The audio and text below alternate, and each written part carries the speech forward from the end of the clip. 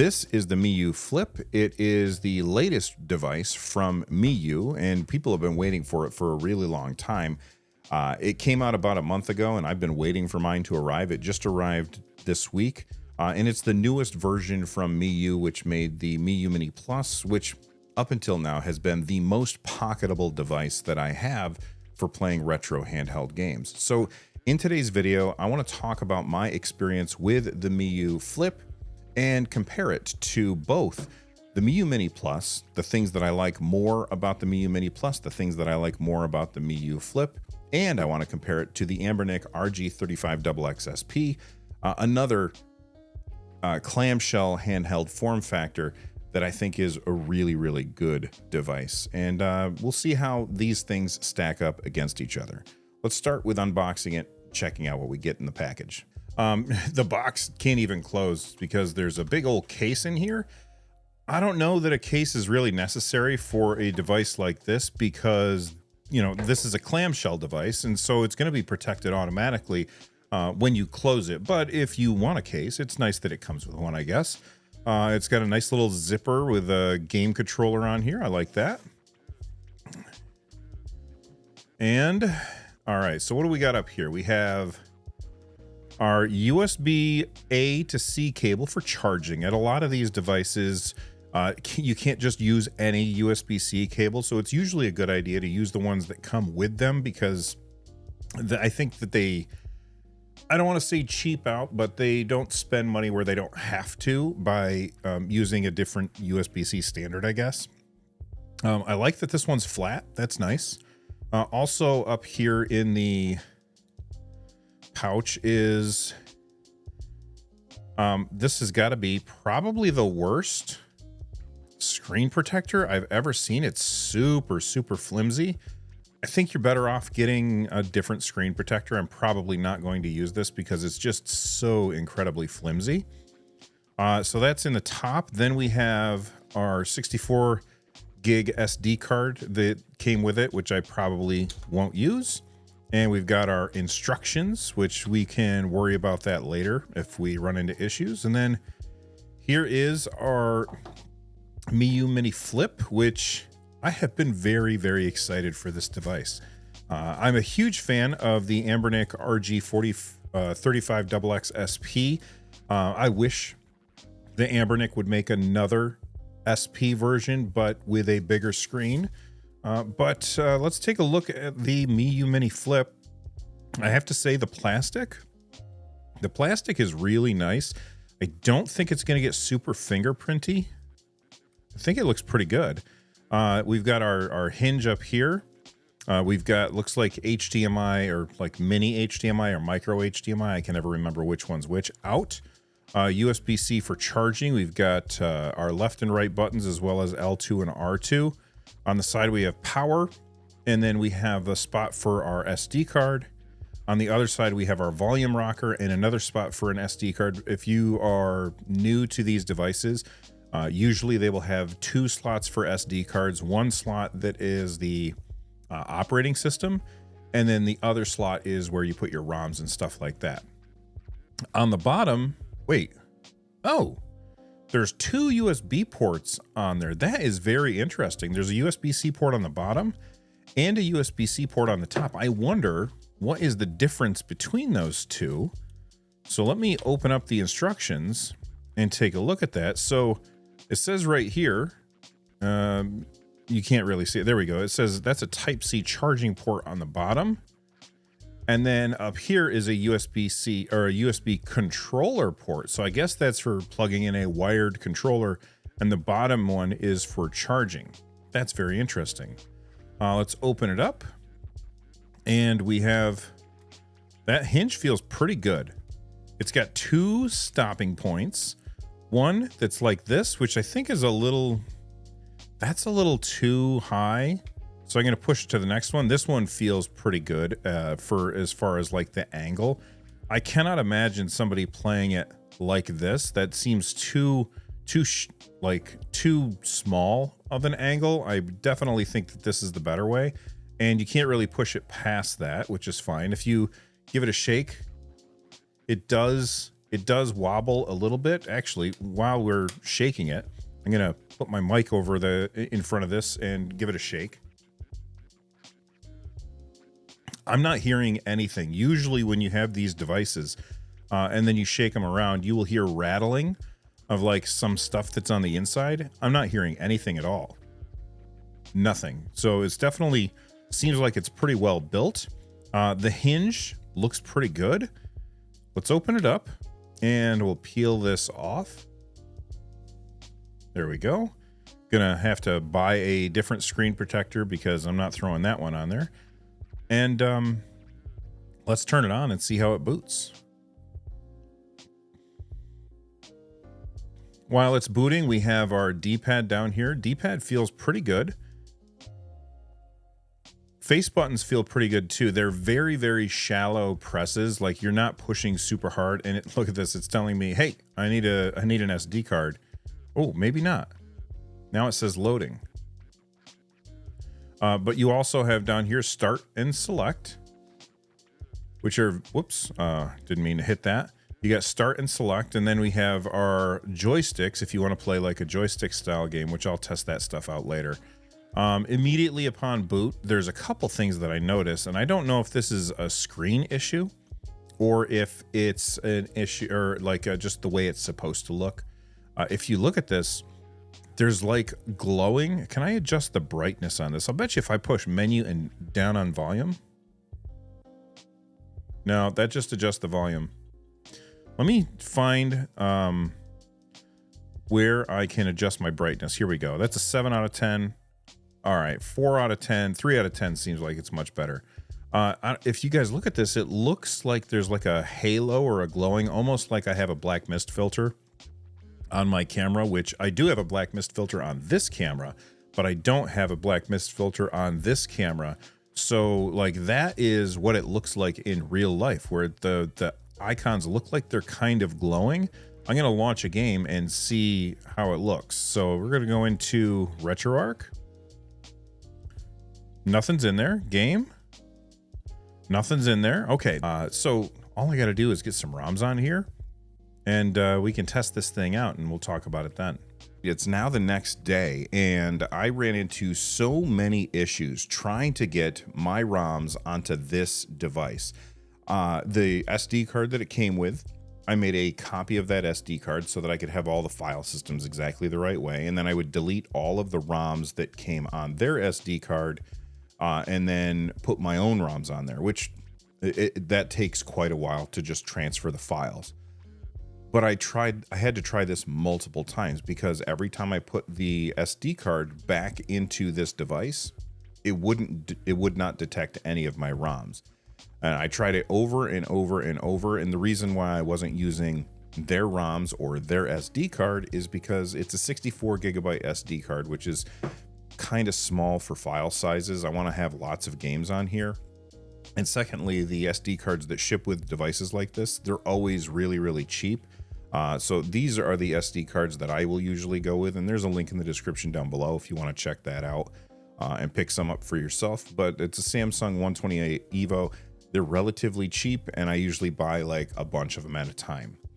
So after fighting with this for basically a bunch yesterday, I decided to install a different operating system on here. Instead of using the one that comes with it, which is fine, I ended up using MinUI, which is this very minimal looking interface, and I really like it a lot. It's very, very simple.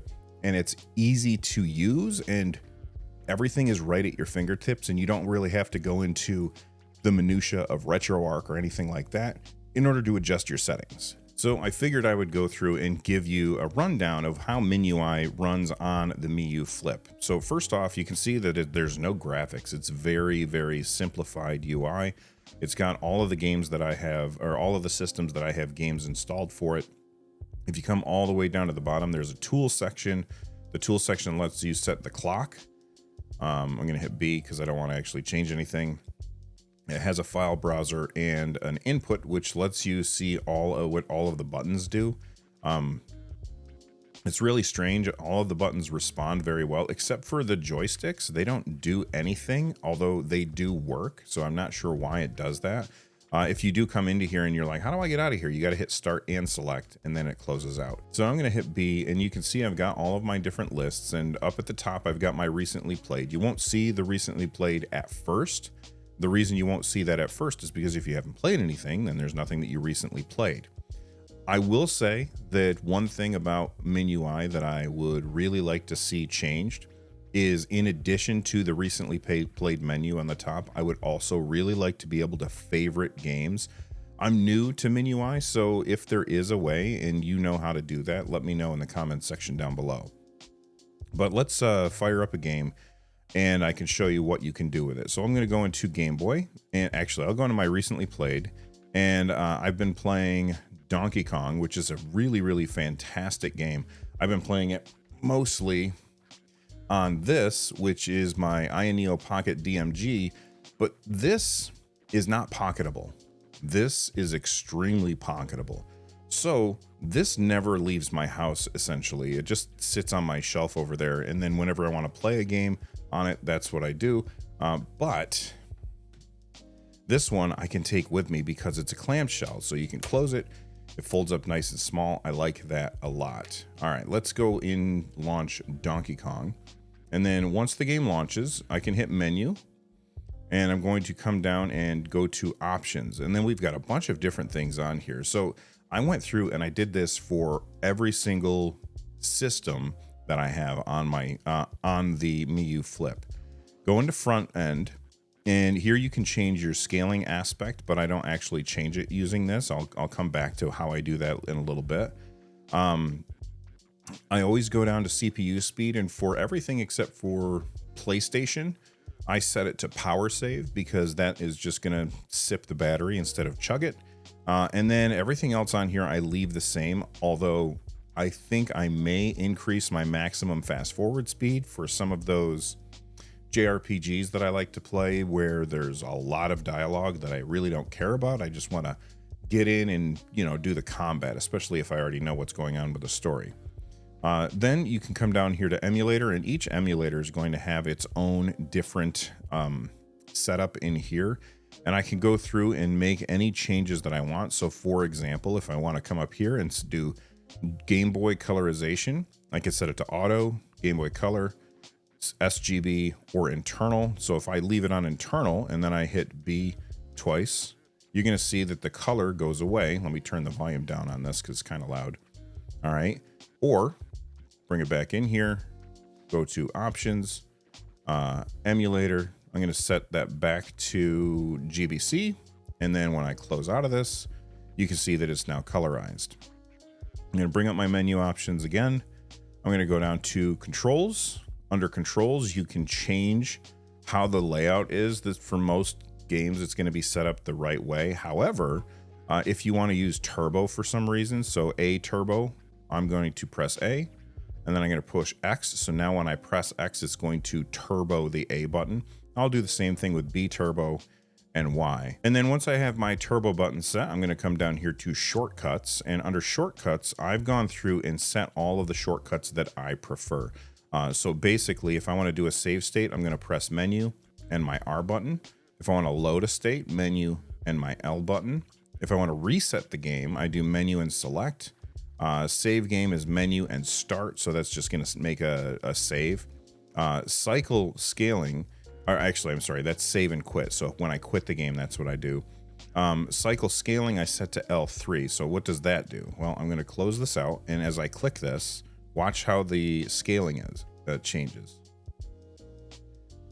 So this is native resolution. This is what the game would actually be like, you know, on the original Game Boy. And then this is going to make it fill up as much of the screen as you can without distorting the pixels. If I hit it again, it goes full screen, which, you know, kind of stretches everything out. I don't like it when it does that. So I'm just going to do the middle one. Then I'm going to go back to my options and then my shortcuts, and you can see cycle effect R3. What that does, if you go into your front end and you look at screen effect, you have line, none, and grid. So line makes scan lines go across. Grid makes little pixels that make it look more like a Game Boy. So I'm going to go ahead and close this, and then I'm going to show you when I click this button right here, my right joystick. So that's with no scan lines or grid adjusted. And then I'm going to, now we have scan lines and now we have grid. And I'll bring this up a little bit higher so that you can see it. Nothing, scan lines, grid. And you can do that on a per game basis, or you can do it on a per system basis. Once you have your system set the way that you want under options, then you can just come down here to save changes. And I'm going to hit save for console. I'm not going to do that because I'm pretty happy with the way I already had it set up. And then I'm going to close my game. All right, so now let's jump into a game that's on the, we'll go with the Game Boy Advance. By the way, you notice how it started the game. I'm going to go ahead and quit this. And I want to show you something else. If you look on here, Shining Force, we have A to open, but over here on the left, we also have X to resume. So if I press X, it's going to load in to the last time that I played. So, you know, depending on the game, you might want to always start at the beginning if it's not the kind of game where you have like a save game that you're going through. If it's like the kind of game where you just each time you play is you're starting over.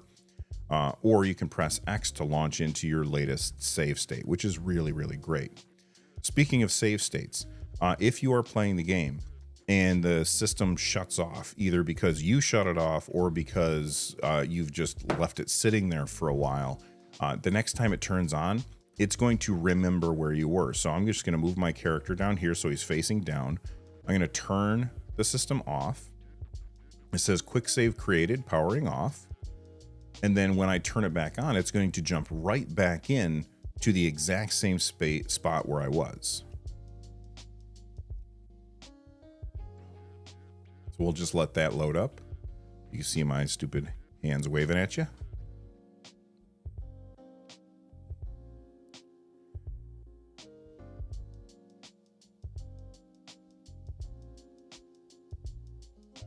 And I just realized my camera is just about out of juice, so I'm going to need to plug this puppy in.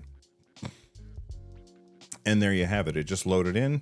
You can see that it picked up exactly where I left off. All right, next up, we got to test out the controls, see how everything is working. We've got this D-pad, which overall I think feels pretty good, but you know, we got to test it and see how it actually holds up to the contra test, where you press duck, you duck your character down, and then you try and wiggle it back and forth to see if your character moves. If I am pushing down the whole time, yeah, he's moving quite a bit, but it's really not bothering me all that much. I don't feel like I'm getting accidental inputs. In fact, when I'm wiggling my finger back and forth on this, I can feel every time my character's moving, there's a click. There's an actual physical click that I am feeling happening underneath my finger, and that's why he is moving back and forth. It's because as I move my finger back and forth, my thumb or my finger is lifting up just a little bit. I'm pushing as hard as I can to try and stop that, but I can still feel that click. And let's jump into Street Fighter and see how the Shoryukens and Hadoukens are working. Actually, let me increase the brightness on this a little bit. All right, there we go. All right, so, well, I'm stunned because I was messing with stuff. All right, here we go. So Hadoukens, very easy to pull off. Oh, maybe I spoke too soon.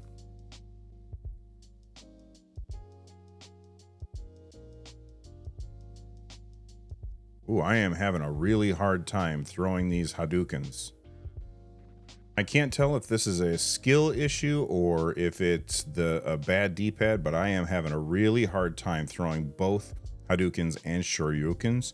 And I think that's because of the accidental diagonals are kind of hard to happen. It's like because it's such a clicky D-pad.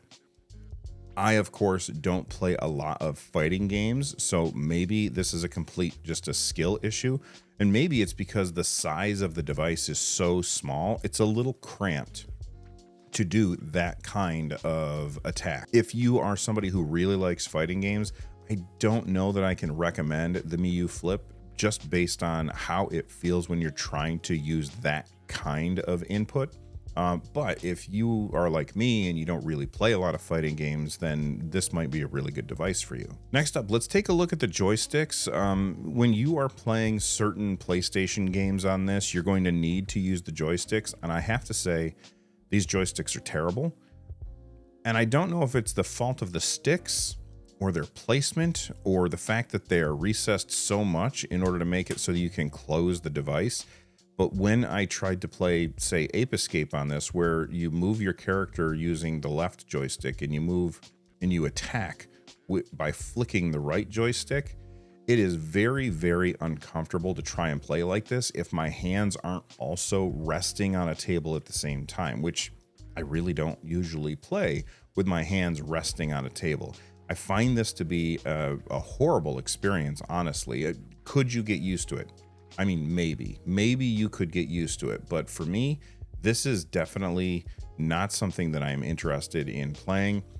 These joysticks, I would be perfectly fine if this system did not have joysticks, much like the Anbernic RG35XX SP. They don't have joysticks on this, and I do like that. Let's do some quick size comparisons. Here we have the Miyoo Flip next to the RG35XX SP.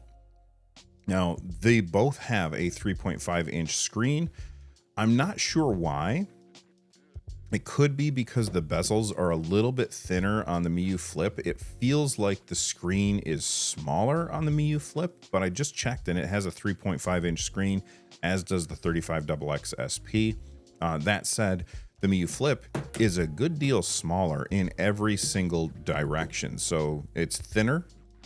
It is a little bit shorter, and it is a little bit narrower than the RG35XX SP. And you might think, well, that's not that big of a difference. When you put these in your pockets, you can feel that difference. It is much, much more pocketable.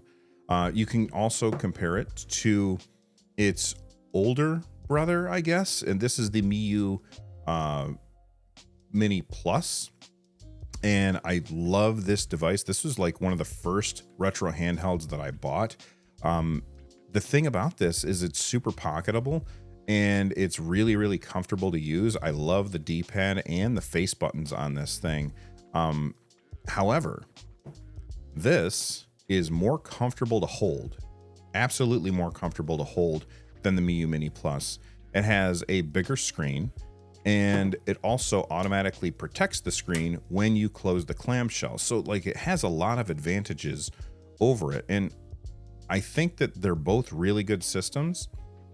I don't think you could go wrong with either one. If you like a clamshell design, then I would say go for the Miyoo Mini Flip. But if you're worried that this hinge might fail, in which I have heard that people have had their hinges fail on them, then maybe the Miyoo Mini Plus is the way to go for you. But what questions do you have about this? Let me know in the comment section down below. And if it's your first time here, please subscribe.